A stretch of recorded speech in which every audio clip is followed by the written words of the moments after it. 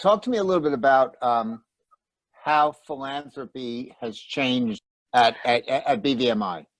Well, at BVMI, and I think, I could sort of seeing this at other organizations as well. I think for the short term, we've been really pleasantly surprised. It's been a phenomenal response. A lot of sort of unsolicited, requests of how can we help you.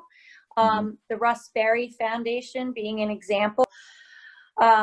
Off the top of my head, I forget the exact amount of the grant, but I believe within about 10 days, we were verbally approved for an $80,000 grant, and that is to help us launch telehealth, which we have since done.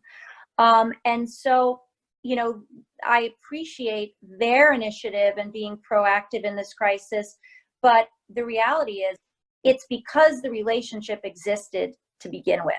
And we did a really good job managing that relationship with Russ Berry, as well as other funders that we've gotten, special funding from during this crisis. Because we were doing things well already, I believe has a lot to do with why they reached out to us and took initiative. And so I think, how has philanthropy changed? I think in the short term, the generosity, if you've been managing those relationships well to begin with, has actually jumped.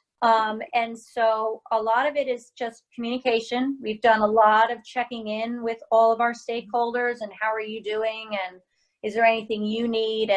And also, the reality is a lot of our donors and a lot of our volunteers are in that high risk category in our home and are isolated by themselves, and they have family members who were personally hit, financially or medically or whatever. So we did a lot of that in the beginning, is really just communication and being in touch. We have been flexible in expanding our typical services, with our patients. I mean, we had to close the clinic.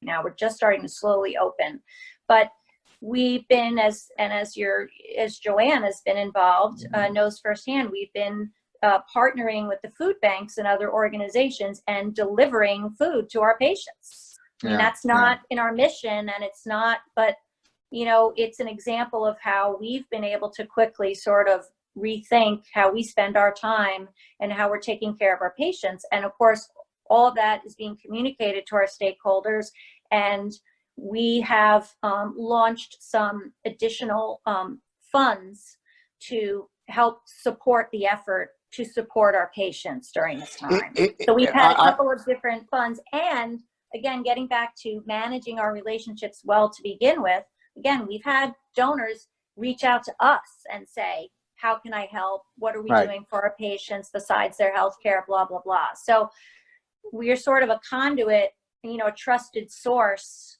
to help our donors help contribute to the bigger picture, not just our patients.